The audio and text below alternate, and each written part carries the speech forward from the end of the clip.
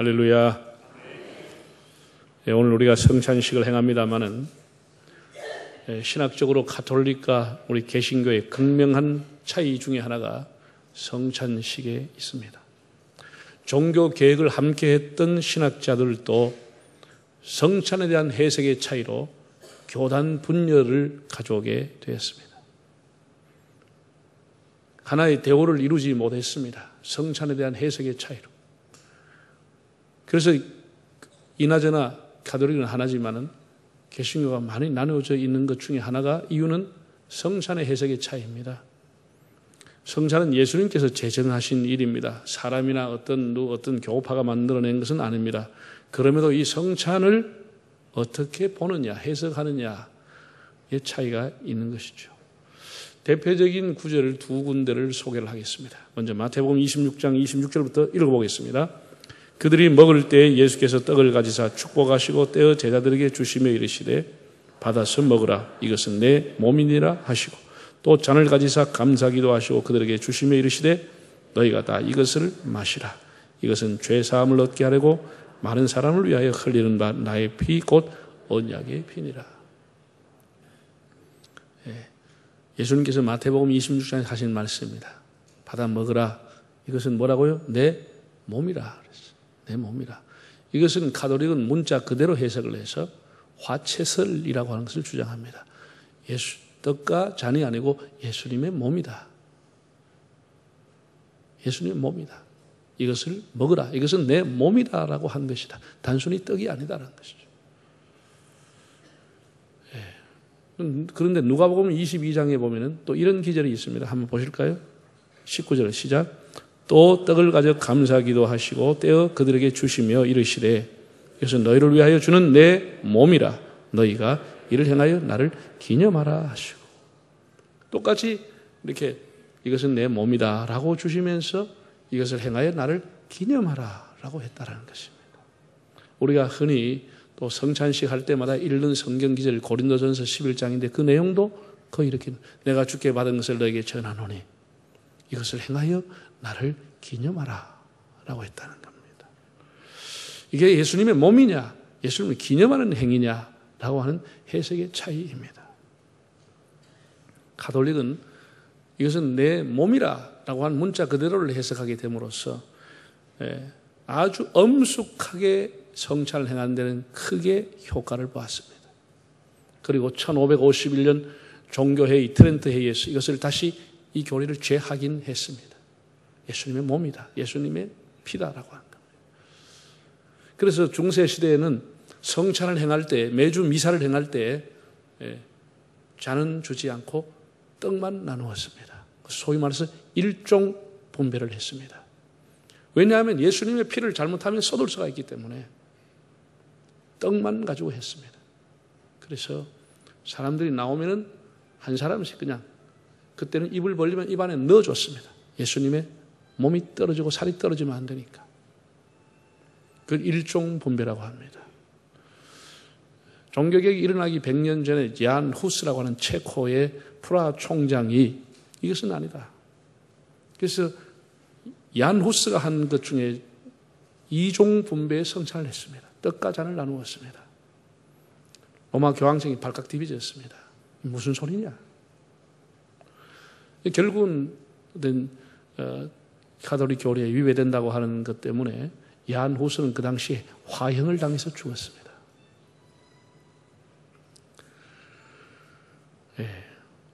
루터, 우리가 개혁교회에서 보면 루터의 남긴 그 흔적이 대단합니다. 근데 루터를 우리가 좀 더 정밀하게 들여다보면 가톨릭 쪽에 가까운 굉장히 우파적인 시각을 갖고 있습니다. 그는 교리라든지 성경에 대해서는 가톨릭과 다른 길을 갔습니다. 오직 믿음, 오직 성경이라고 하는 걸 외쳤지만 그 외 거의 모든 예식이나 교회 의식은 가톨릭을 따랐습니다. 그래서 루터가 주장한 성찬에 대한 해석은 공제설이다 이렇게 말하는데 공제설의 의미는 예수 그리스도가 육적으로 이 자리에 임하신다 라고 하는 뜻입니다. 굉장히 가톨릭과 좀 가깝죠. 반면에 가톨릭 쪽에서 볼 때 굉장히 좌파에 속했던 쥐빙글리라고 하는 제네바의 신학자는 모든 것을 다 뜯어고쳐야 한다. 모든 것이 다 잘못된 것이다. 그래서 의식과 예식뿐 아니라 성경의 해석까지도 다 그런 바꾸려고 시도했습니다. 그래서 그런 쥐빙글리는 성찬에서 어떻게 해석했느냐? 기념설이라고 했습니다. 기념설. 예수 그리스도의 은혜와 십자가를 우리가 기억하고 기념하는 것이지 이것이 예수님의 몸과 피는 아니다 라고 얘기했습니다. 그가 대표적으로 제시한 기절도 누가복음에 나오는 기절. 이것을 행하여 나를 기념하라 라고 했다는 것입니다. 우리 장로교를 제도를 만든 존 깔뱅이라고 하는 사람은 쥐빙글리에 가깝습니다. 그래서 깔뱅이 주장한 것은 영적 임재설이라고 하는 겁니다. 영적 임재설은 쉽게 말해서 예수 그리스도가 성찬하는데 영적으로 함께 하신다 라고 하는 것입니다. 굉장히 쥐빙글리에 가깝다고 보겠습니다. 이것이 이제 가톨릭과 개신교의 성찬의 굉장한 차이입니다. 예수님께서 세상에 계셨을 때 처음 이제 활동을 하실 무렵에 세례 요한이라고 하는 사람이 예수님을 가르쳐 이렇게 얘기했습니다. 세상 죄를 지고 가는 하나님의 어린 양이로다.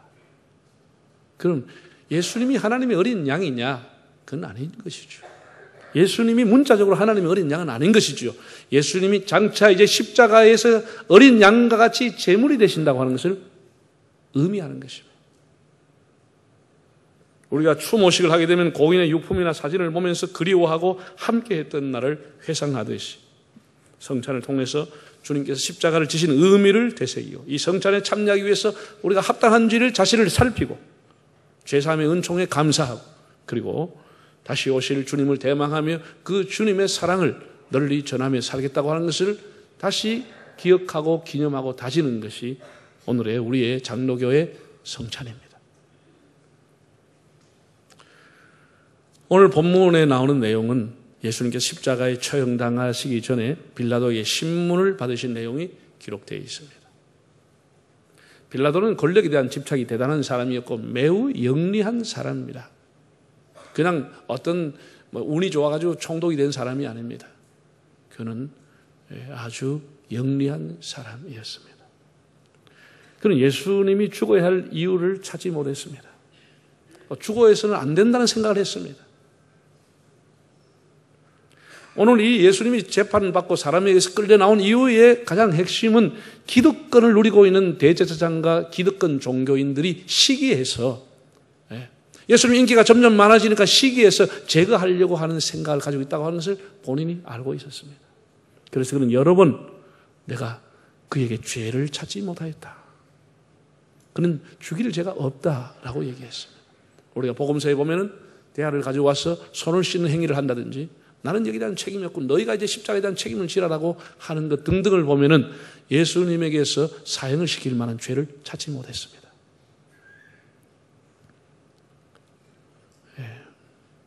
그러나 그는 결국 앉지 말아야 할 재판석에 앉았습니다. 사람이 실력과 능력이 없는 사람이 그 자리에 앉아 있으면 그 참 많은 사람을 힘들게 하는 겁니다. 재판석에 앉았더라. 앉지 말아야 할 자리입니다. 그런 능력이 없는 사람입니다. 그는 여론에 굴복을 했습니다. 그리고 정의를 버렸습니다.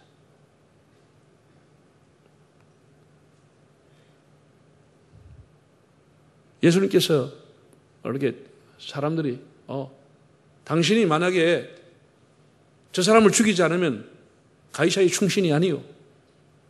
이 말의 의미는 뭡니까? 우리가 로마의 황제에게 투서를 보내고 상소를 보내서 당신 자리에 끌어내릴 거예요.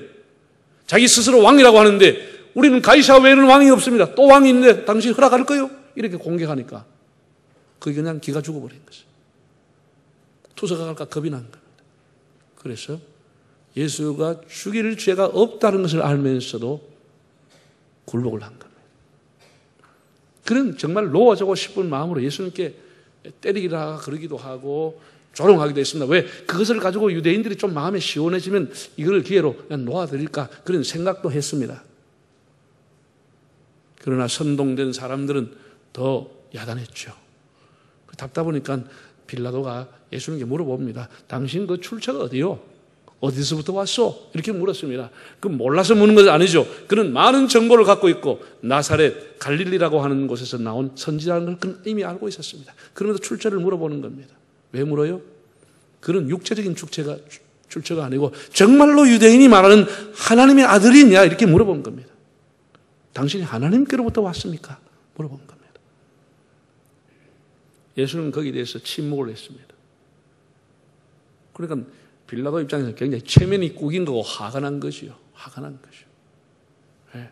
여러 사람 보는 앞에서 물었는데 피고인이 대답도 안 하고 가만히 있으니까 화가 난 거예요. 예. 그래서 이렇게 얘기합니다. 내 누군지 아느냐고. 예? 내가 당신을 죽일 수도 있고 살릴 수도 있는 권한을 가지고 있는 사람이야. 우리가 이렇게 뭐 사회생활 하다 보면 그렇게 큰 소리 치는 사람 들어 있습니다. 자기한테 모든 힘이 다 있다고 생각하는 사람도 있습니다. 빌라도가 그렇게 얘기한 겁니다.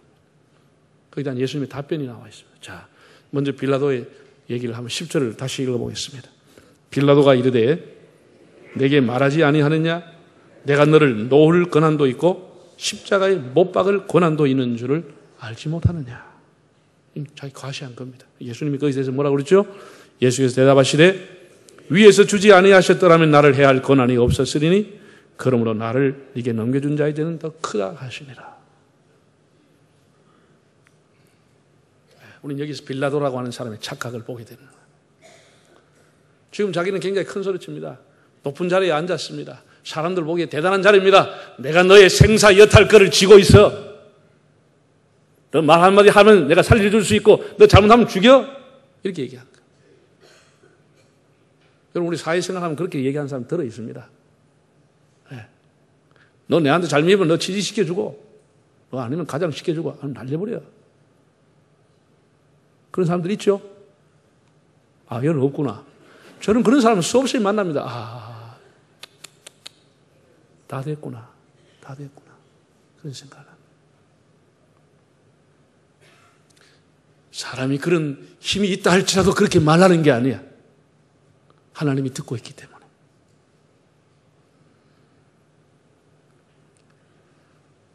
자기가 대단한 권한이 있는 것처럼 얘기했습니다. 정말로 그 사람이 사람을 살리고 죽일 권한이 있다고 하면야 빌라도가 대단한 사람이죠. 그러나 그런 권한이 없습니다. 한 줌의 재로 될 사람에 불과한 겁니다. 호흡이 코에 있는 인간에 불과한 겁니다. 예수님은 이렇게 말했습니다. 출처를 묻는 거에게 출처를 얘기하지 않고 그 권한의 출처가 어디 있냐라고 하는 근본적인 얘기를 해주었습니다. 그 권세라고 하는 것이 어디서부터 오느냐? 위에서부터 오는 것이다. 위에서부터 오는 것이다. 위에서 허락하지 않으면 해할 수도 없다. 여러분 우리가 순교가 대단하지만 순교도 하나님이 허락하지 않으면 순교할 수 없는 겁니다. 스데반의 순교 안타깝지만 하나님이 허락해서 가능한 겁니다. 사람의 목숨은 하나님께 달려있는 겁니다.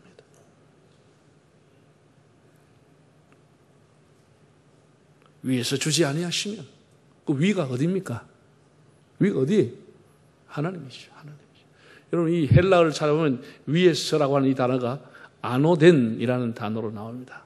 아노덴이라고 하는 것은 요한복음 3장에서는 위로부터 누가복음 1장을 보면은 근원부터 자세히 미루어 살핀 나도 근원부터라고 하는 말을 아노덴이라는 단어를 썼습니다. 그런가 하면 야고보서 1장을 보면 온전한 빛들의 선물이 위로부터 오나니 위로부터 다 이렇게 하늘로부터 위로부터 근원부터 이것이 다 아노덴이라는 뜻입니다. 그 근원, 하늘, 위가 어디입니까? 하나님을 의미하는 단어입니다. 하나님. 사람이 거듭나는 것, 내 의지, 내 수양, 내 노력이 아니고 위로부터 하나님이 하셔야 되는 겁니다. 예. 여러분 유대인에게 존경받는 니고데모라고 하는 사람 그런 70명의 공회의원 중에 한 사람이었습니다. 그런 학식과 덕망을 갖춘 그냥 정치꾼이 아니고 국민들로부터 존경을 받는 지도자였습니다. 그가 심야에 예수님을 찾아왔습니다. 예수님이 대화 중에 이렇게 말했습니다. 사람이 거듭나지 아니하면 하나님의 나라를 볼 수 없느니라. 거듭난다고 하는 말을 갈로 쳐서 뭐라 되어 있냐? 위에서부터 나지 아니하며 그렇게 되어 있습니다. 그러니까 이 정말 택도 없는 얘기를 니고데모가 하는 건데, 영적인 세계는 전혀 이 사람이 모르는 것이죠. 세상은 대단하지만은, 나이가 많은데 늙었지만 엄마 뱃속에 들어가서 다시 태어나는 겁니까? 거듭난다고 하는 그렇게 해석을 한 거죠. 물어본 거죠. 그러니까 예수님이 위에서부터 난다고 하는 것, born again, 중생의 의미가 뭐냐? 물과 성령으로 위로부터 거듭나는 것이다. 하나님이 너를 거듭나게 하는 것이다. 이렇게 설명을 해줍니다. 사람의 의지와 노력과 학식을 가지고 거듭나는 게 아니고 자기 의지로 되는 것이 아니고 하나님이 거듭나게 해주신다. 이렇게 말씀을 했습니다. 위로부터 난다. 여러분, 빌라도의 착각이 뭡니까? 오늘 우리의 착각은 뭡니까? 지위와 권한과 정치적인 힘, 그걸 다 내 것이라고 생각하는 것. 여러분이 가지고 있는 건강, 지식, 행복이 여러분의 것입니까? 여러분으로부터 나왔습니까? 여러분의 지위, 권한, 재물, 생명, 호흡, 여러분의 것입니까? 여러분으로부터 나왔습니까? 우리로부터 나온 건 아무것도 없습니다. 여러분, 이 세상에 내 것은 하나도 없습니다. 사람이 이것을 알고 깨닫는데 70년, 80년이 걸리는 거예요. 성경이 무수하게 우리에게 가르쳐주고 있는 것은 내 것은 없다고 하는 것이고 하나님으로부터 잠시 빌려받고 맡겨놓은 것을 쓰고 있다고 하는 것을 가르쳐주고 있는 겁니다. 내 것은 없습니다. 그렇게 우리가 살아가고 있는 겁니다. 어리석은 것이죠. 여러분, 우리가 차가 다니는 고속도로 나가면 다 찻길이 있습니다. 차도가 있습니다. 아무데나 가지 않고 차도를 달리는 겁니다. 저 허벌판처럼 보이지만 저 공중에도 비행기가 다니는 길이 있습니다. 망망대해처럼 보이지만 바다에도 해도가 있고 길이 있습니다. 사람이 살아가는데 원리가 있고 하늘의 길이 있고 하늘의 도가 있고 구원의 길이 있는 것입니다. 그 구원의 길은 위를 볼 때 오는 것입니다. 위를 볼 때. 땅에 있지 않습니다. 여러분, 세상에 대단한 것을 여러분이 갖고 대단한 자리에 있다고 해서 그게 구원받는 길이 아닌 겁니다. 거기 땅에 있는 것은 구원의 길과는 전혀 상관이 없는 겁니다.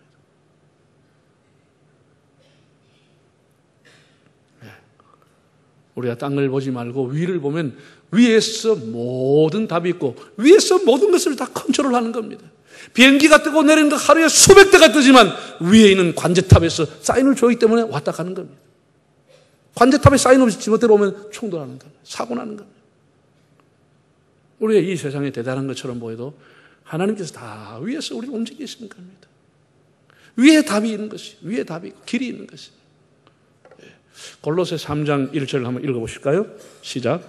그러므로 너희가 그리스도와 함께 다시 살리심을 받았으면 위의 것을 찾으라.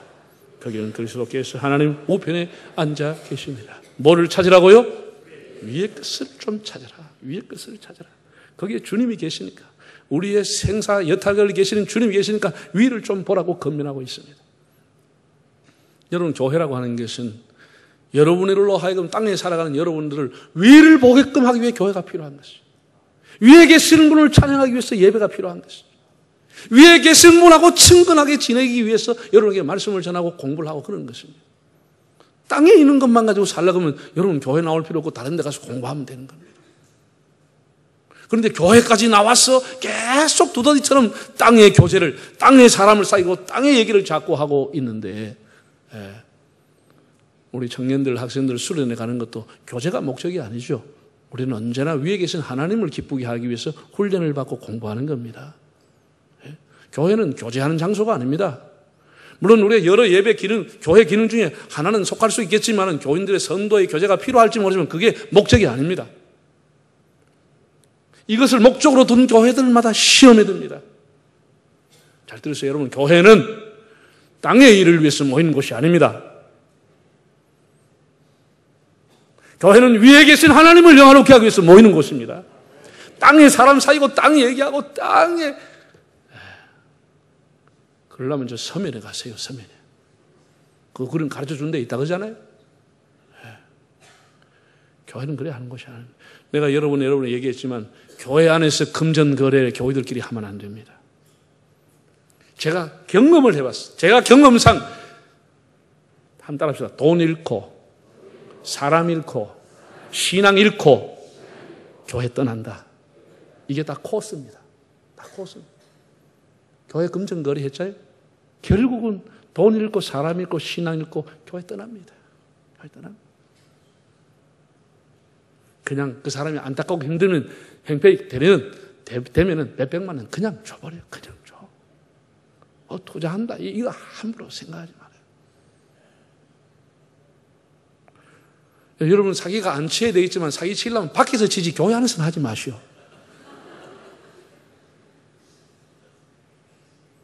교회 전체 공동체가 다 무너져 버린 거예요. 다 무너지는 거예요.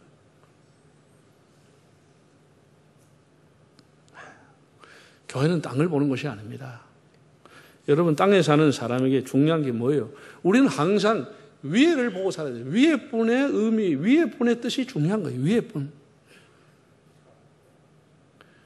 그 유대인들이 지금 세계에서 두각을 내고 있지 않습니까? 그 이스라엘 지도를 한번 보십시오. 옆에는 지중해입니다. 그리고 조그마한 땅, 우리나라 강원도만한 땅인데 그 근방에 전부 아랍권이 살고 있습니다. 도망갈 데도 없습니다. 바다입니다. 지하자원이 많겠습니까? 인구가 많습니까? 뭐가 있습니까? 그런데 이 사람들은 전 세계 최대 강대국인 미국을 움직이는 것이 유일하게 이스라엘입니다. 이스라엘은 미국을 움직이는 힘을 갖고 있습니다. 미국을 움직이는 나라입니다.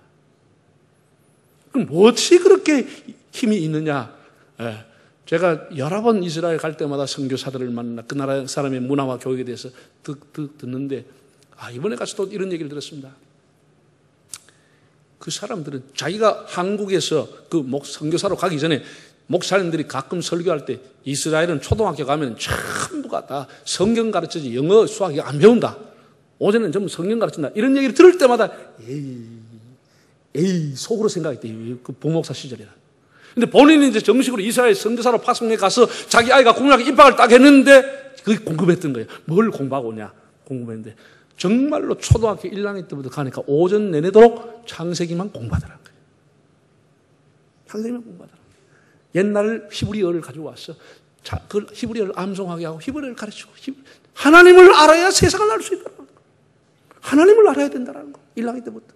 우리는 학교 가기 전에 어디 이상한 영어 학원부터 댕겨서 선행 수업 해도 졸업하면 영어 한마디도 못 하는 거.